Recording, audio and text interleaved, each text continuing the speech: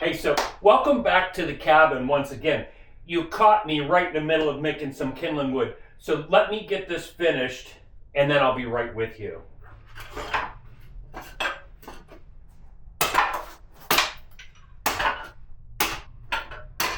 Could have used a smaller axe if I could have found one.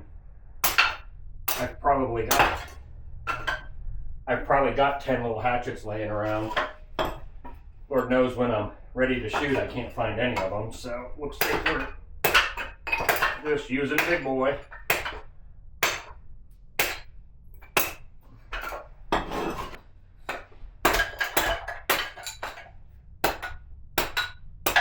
Alright, good enough.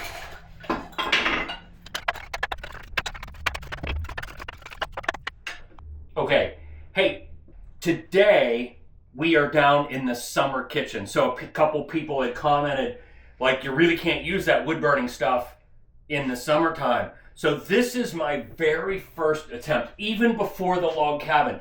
This was my very first attempt of trying to live a simpler life. Getting that feel all wrapped around you of stepping back into time. So this kitchen is based on like a 1930s style kitchen. It is a summer kitchen. There's no heat down here. We're kind of chilly today, probably in the mid 40 degrees Fahrenheit. Not super cold, but it's the same temperature in this room that it is outside. When I say summer kitchen, I've got a door on this side. We are completely disconnected from the house. This is where I typically keep my firewood, but now it's empty because it's the end of the season. And my tractor's parked in there to keep it out of the rain. So anyway, I can get as much air as I need flowing through here. The big windows that I custom made are behind you. I can take those windows out just to let as much ventilation as possible come through here. But today we're not talking about the entire kitchen. We're keeping it really narrow. And we're going to be talking about the Andes range. This is a lot larger stove. This is bigger than the one I have upstairs. But I like to say Andy's got a dirty little secret. And I'll let you in on that really quick.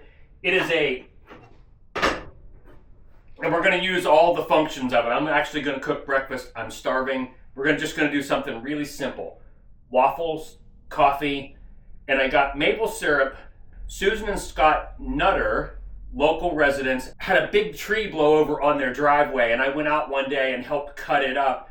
And they have a farm that makes maple syrup and honey. She has both. They call it bees and trees. So anyway, I stopped out, helped them get that all cut up. I got to keep all the gigantic pine logs.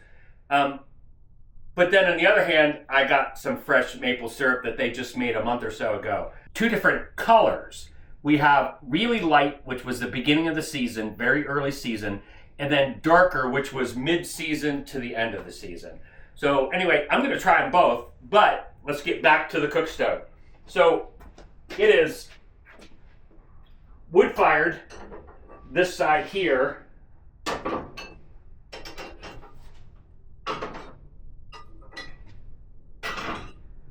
There's a firebox just like the one upstairs. You build your fire in there, and then the fire wraps around the oven, and then it has a bypass that goes out. We'll get into all of that shortly. But as to not keep people in too much suspense, and we're going to be using this side of it. But okay, so this stove was manufactured in about 1934, 1936, right smack in the middle of the Great Depression. Okay, so this side, as you'll notice, it's got knobs on it. That's because hiding beneath these grates, and these are not real burners, these are really thin.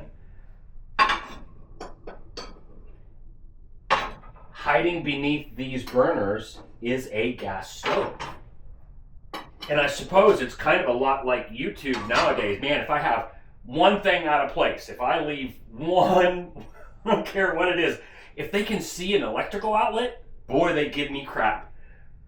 I suppose this is probably the same deal. So, down in the warming oven on this one, the warming oven is here, are my grates to put on here for the gas range. And the gas stove, it is completely functional. It's all hooked up. We will get into burning it too, because even the oven is wood-fired or gas-fired. You pull this lever and all kinds of things move around and burners drop down in place and vents open, and I'll show you all of that too. But I just find it fascinating that this thing was made in the early 1930s. I believe my mom was born in 1934. So it basically is the same age as my mother. Anyway, let's put these away for now and get a fire burning.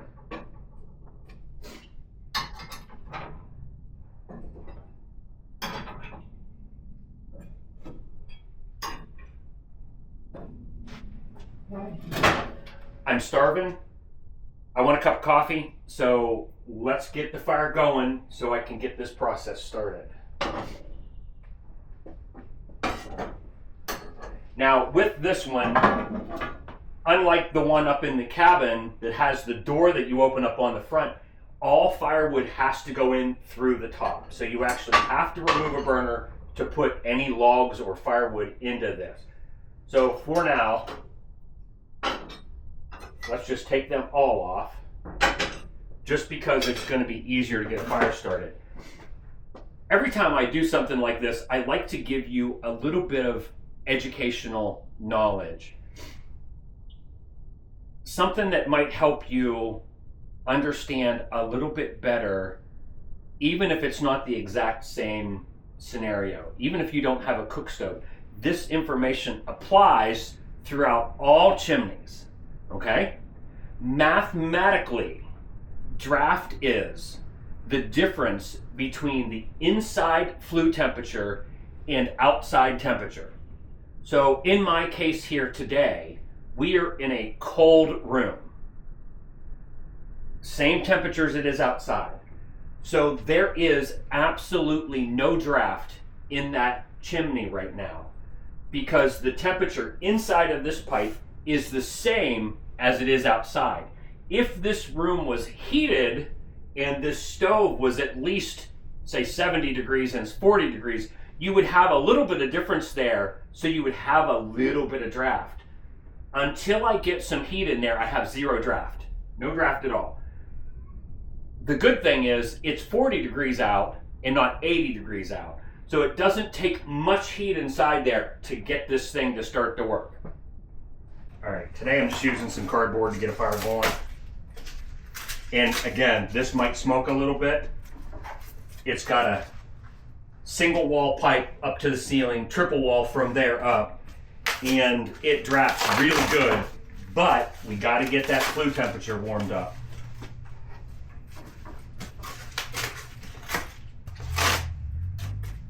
Pizza boxes.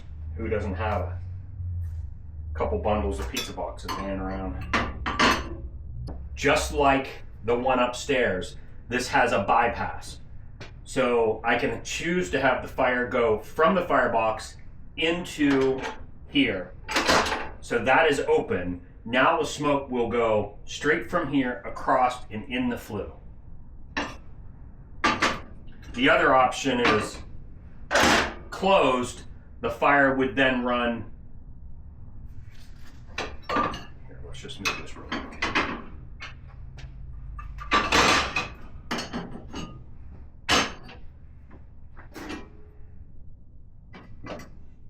Just make it easier to explain. All of this comes apart for cleaning. So now, firebox is here. This is your oven. You can choose open, which is how you would start it. Fire would go from here, directly across the top, and then right into this hole and up the chimney. Okay? Close it, fire goes from here, across here, down this side, around the bottom, completely underneath the oven, and then around and out the bottom. When I told you earlier that draft is the difference between the inside flue temperature and outside flue temperature, things like this really affect draft too, because now it is trying to suck the fire downward, which is a little bit more difficult. So before you try that, you get that flame getting hot. Okay, let's get her back together.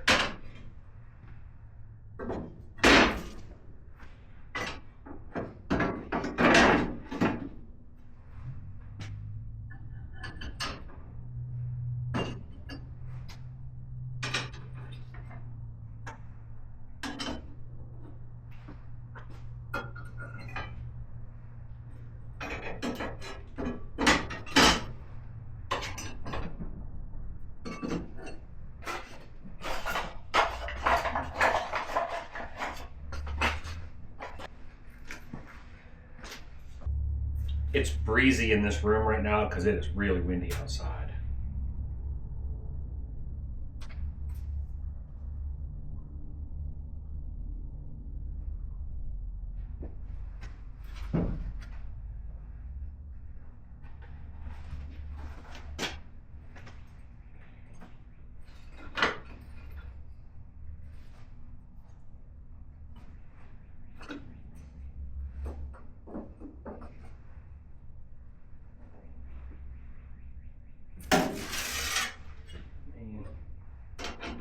Put this one back there so that you can see the process through back there as well.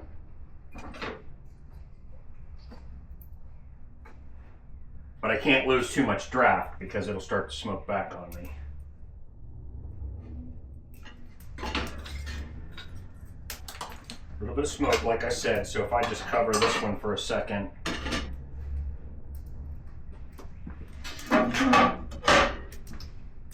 We got vents on this side to give it air.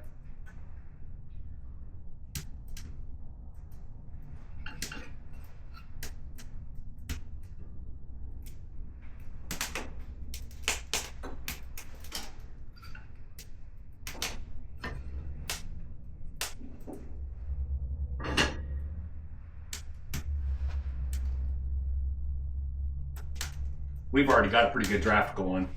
Yep, it's going good. And you can tell that by if you can open this up without the smoke pouring into the house. Getting a little bit, but not terribly bad. You can see it's starting to build smoke because it's losing draft from below.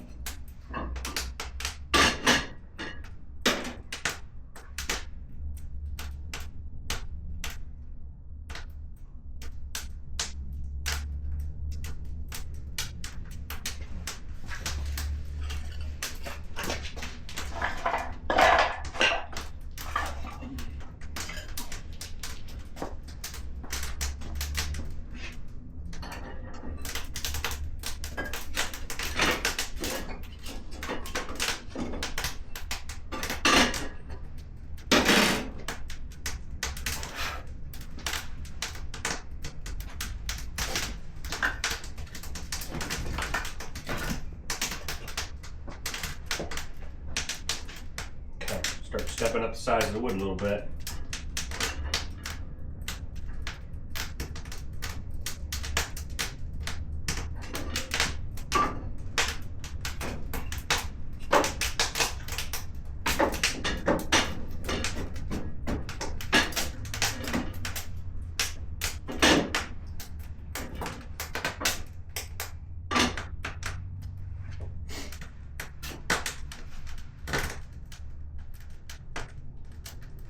Now, if we slide this, I'm going to slide the glass over here.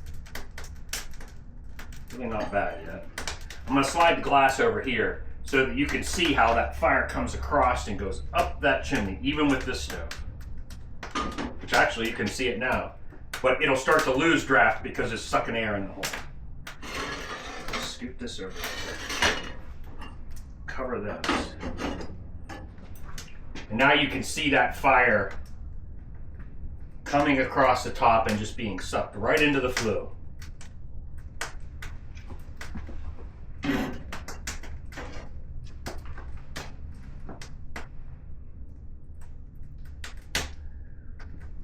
Okay. Swap this out for the so I can get my coffee on.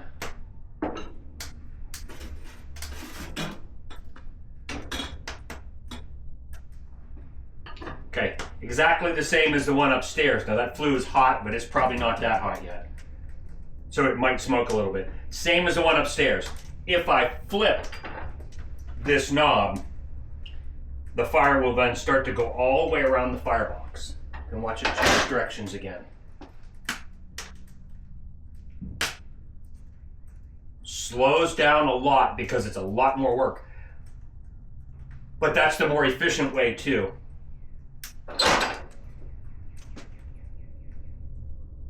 Okay. I've got air vents on the side that I can decrease the amount of air coming in to slow that burn. But I put a lot of cardboard down there and a lot of the small pine, so it's going to burn extremely hot until that stuff gets gone. Okay. Let's put this over here to get it hot.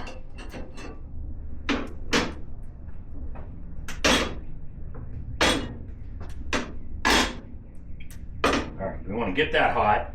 I'm going to make up some waffle mix real quick.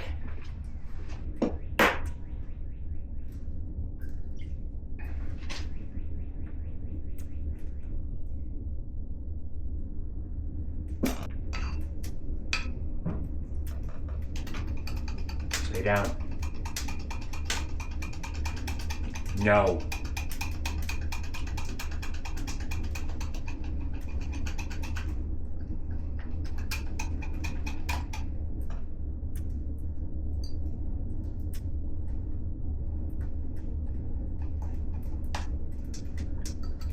Pretty perfect. All right, let's get that piece of glass off of there.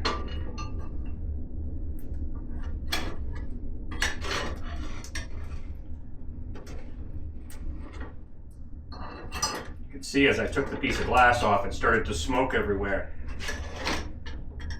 That's because I was reducing the draft because I was allowing air to flow in there. And exactly the reason I normally put that piece of glass over the flue so you can see it.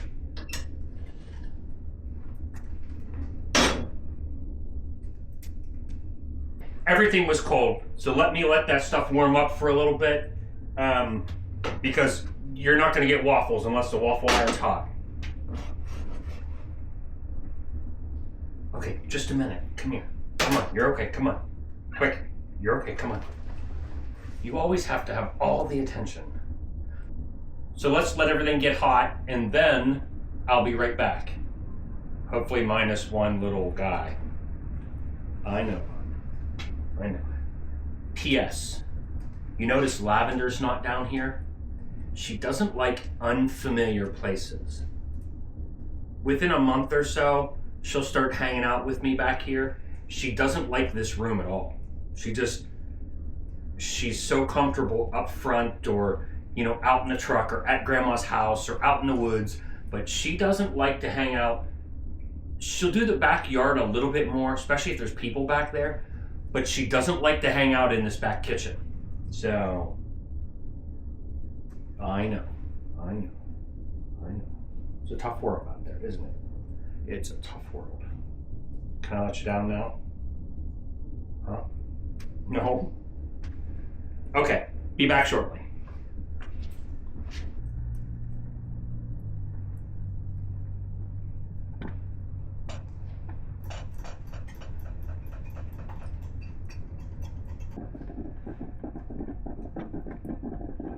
Okay.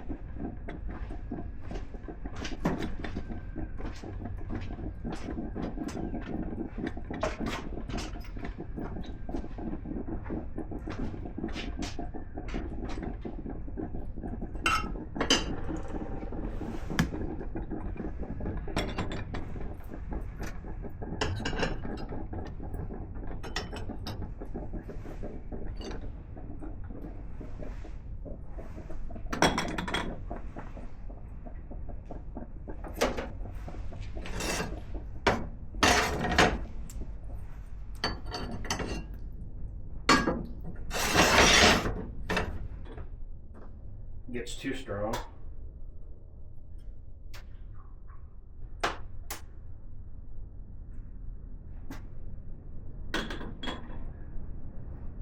They say you'll never have a hotter cup of coffee, and it's a fact.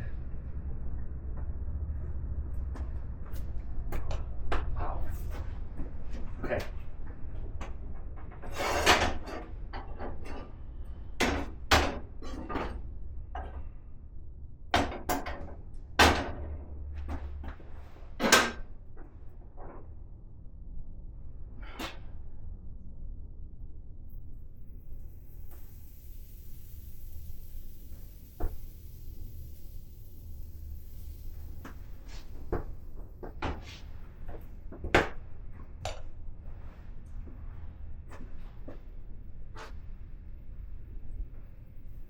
And there's no light to tell me when they're done either. I have no idea when that was invented.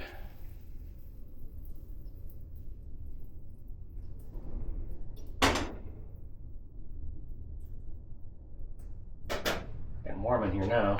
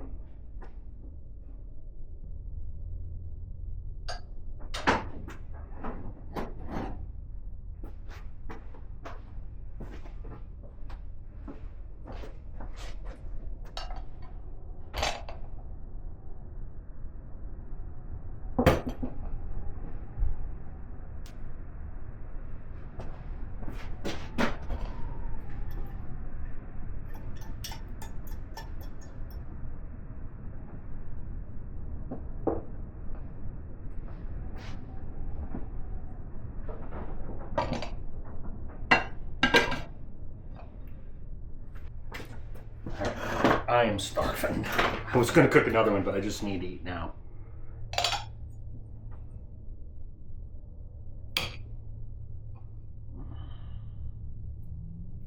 And again, it is kind of chilly down here. So it's not going to stay. I should have put this over on the stove. We're warmed up a little bit. Oh well. All right, let's go with the light one first. I have a feeling I'm going to like the dark one, though.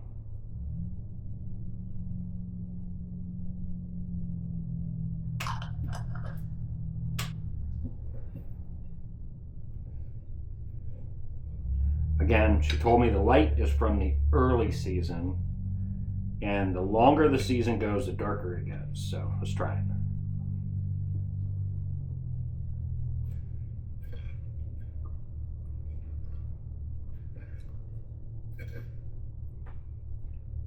Yeah, sugary, of course, because it's what it is. Maple, but not real strong. That's really mild.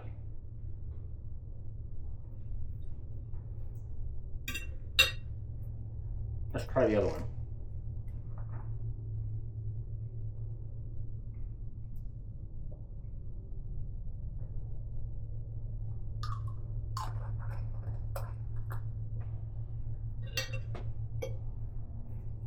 A lot darker.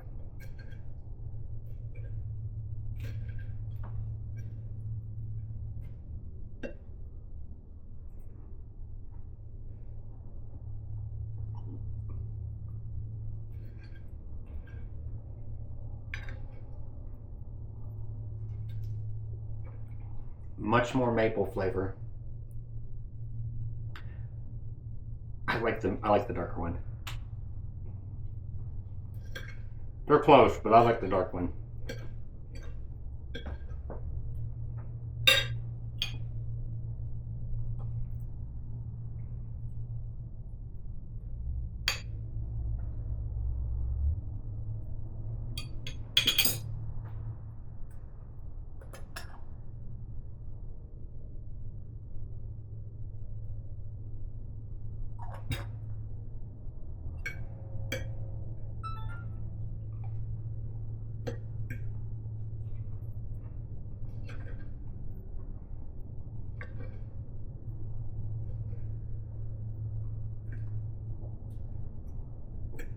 here comes the breakdown.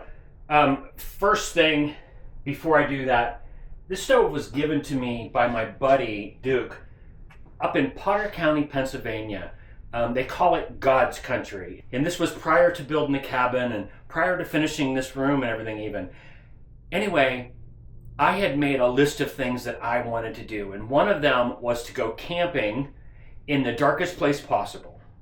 Second, I wanted to go fly fishing. So my buddy Duke reached out to me and he's like, dude, I own a camp, which he now lives there full time. But I own a camp up in Potter County, Pennsylvania, the darkest place on the East Coast. Why don't you come camp with me? Let's go fishing. Like he said, like we do fly fishing up here. Like it's really a great place. So I went up and I fell in love with this thing sitting up at his camp. But when Duke decided to move there full time, he had another range that he loved better than this one. And he wanted to take it to the camp. So that's what he did. And he gave me this. So this comes from Duke's Camp, Potter County, Pennsylvania, manufactured in upstate New York someplace in the early 1930s. So anyway, now let's get to breaking it down. This is gonna be our bonus footage. We've been trying to do bonus footage. So this is gonna be our bonus footage. A lot of this is the same as the one upstairs, but with a little bit more tolerance because I've got live gas over here and it is on, ready to use. So I've got live gas here and I've got a wood fire over here. So the only difference is there's some tolerances. The gaps are a little bit bigger for the fire to go through so that the heat is not increased too bad and those kind of things. Shaker grates, so your grates are up here. This one is where your ashes are. And that bucket's full and probably hot. And it is. So this is where your ashes are. This is where your ashes fall to. And this is your shaker grate. I'm not going to turn that because if I do, it'll dump all my embers into the bottom. Now, when you feed the fire, you're feeding it through the top. So again, your grate's about here. Fire is just about out, but everything in there's super hot now. So if I throw wood in there, it's going to take right off. We're going to use the small stuff because it will take off and burn the hottest and let you see that flame the best. If I was going to burn for a longer flame, I would put some bigger pieces in there. But we're not. We're trying to get lots of flames so you can see what's going on in there. Trust me, they're coming quick. Won't be but just a second. And you could, here comes the randing, and boy, it has been blowing hard. So now, I got a little bit coming out, but it's sucking air in this hole and up the chimney. So let's cover that up.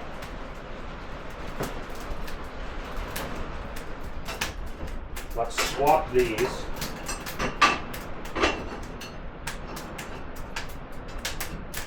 Because I only have one big piece of glass.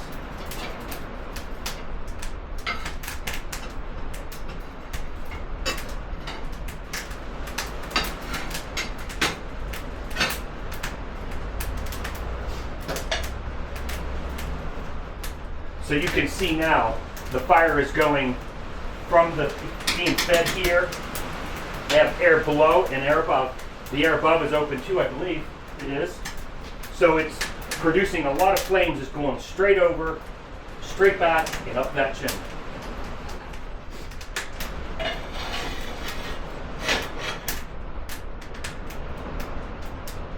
There. Now, it doesn't shut off the going around, so you do still get some flame that goes across and down. More with this one than with the one upstairs because the tolerances, like I was talking about, are so much greater in here. Now, when I flip that, now everything is running down and around the oven. Down this side, this is your warming oven on this, and it doesn't work as good as the one upstairs because it's on the side, it's not on the top. Also, probably just storage. And then here's your oven for burning wood. Again, it's also for gas, but not yet. You have to change something. And then we'll keep that one aside here. Okay, so that's your oven right now set up for wood. So let's give this a second to burn out. Once this is all burned out, we'll get into this side. Okay, so here we go. Wood burning side, gas burning side. Let's take the entire top off of it so you can understand the way it's working.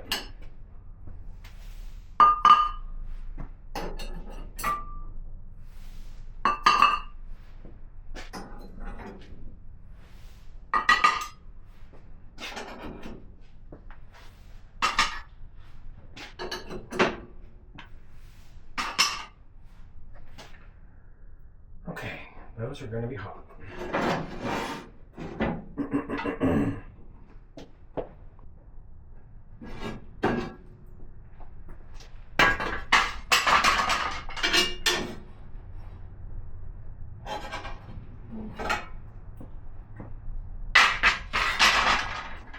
Okay, wood burning side first.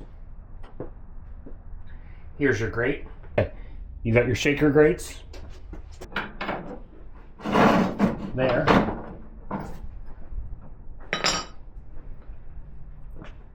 As you burn your fire goes up here, across. If the bypass is open like it is now, it goes straight up and into there. Some of it still goes around the oven, but the bulk of it will go straight in the bypass. Close the bypass. Now it comes up, goes down this side, around underneath the gas burners, under the gas burners, and down this side. So let's take this side off.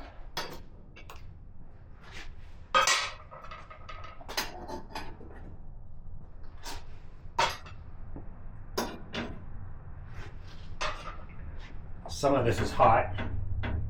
Not as hot as over there, but it's still pretty hot. All of these pieces come off.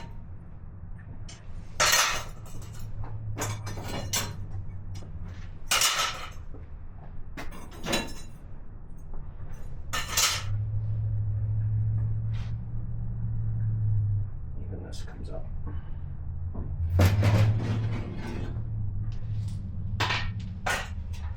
Okay, so now you have your 4 burners, your 4 knobs, your oven knob. It's even got a pilot, and the pilot does work. Does not have a safety pilot, just a freestanding pilot.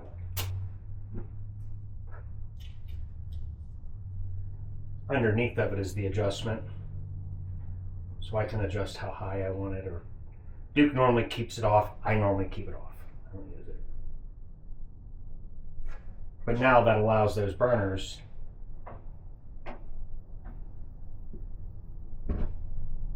one, two.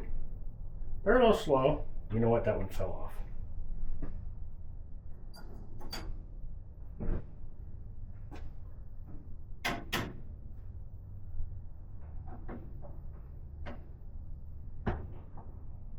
There we go.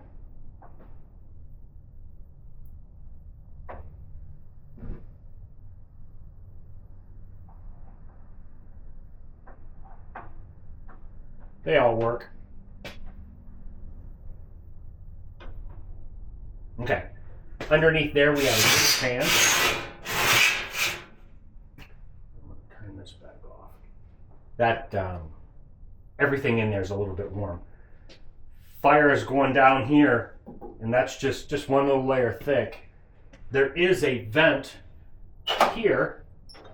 It's opening a gate there that vents smoke out from underneath the burners. So regardless of where it's at, that opens up into the chimney, so you can vent that smoke out from underneath right up the chimney. Our last one is the oven. This lever does multiple things. On the back there's a bunch of different levers. So as I pull it up, it drops down the main burner. It also opens up a vent that allows fresh air to come up right in the middle of that burner, so that as you're building a fire, you're getting fresh air to feed that fire. It also opens up a vent in the top of the oven, so that as it sucks fresh air in, feeds that fire, then it exhausts the fumes out the top of the oven. Carbon monoxide is produced when you burn carbon dioxide. So without those two things happening, this thing would just be producing carbon monoxide so fast. It's important that it's heating the oven, but it's also venting out those dangerous fumes as well. Now,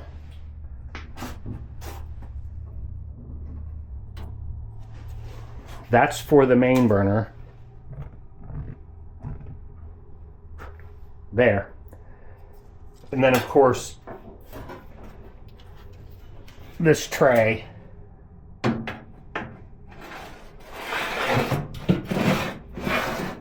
would cover it up so you're not putting direct fire on your food. It's got a heat shield on the bottom of it, covers it all up so that it'll heat the oven, plus go vent out the top of the oven the fumes. Okay?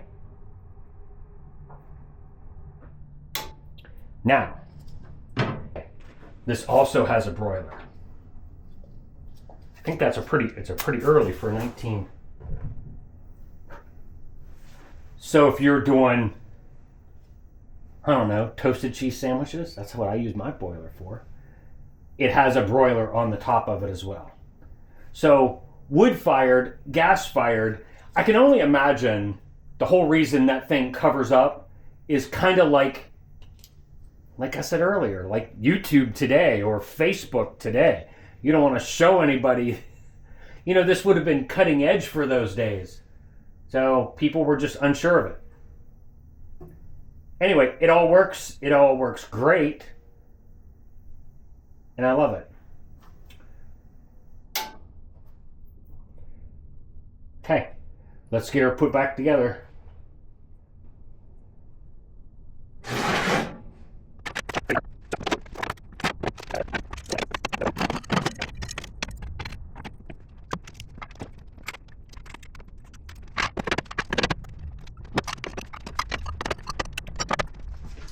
Normally I just like these with a match.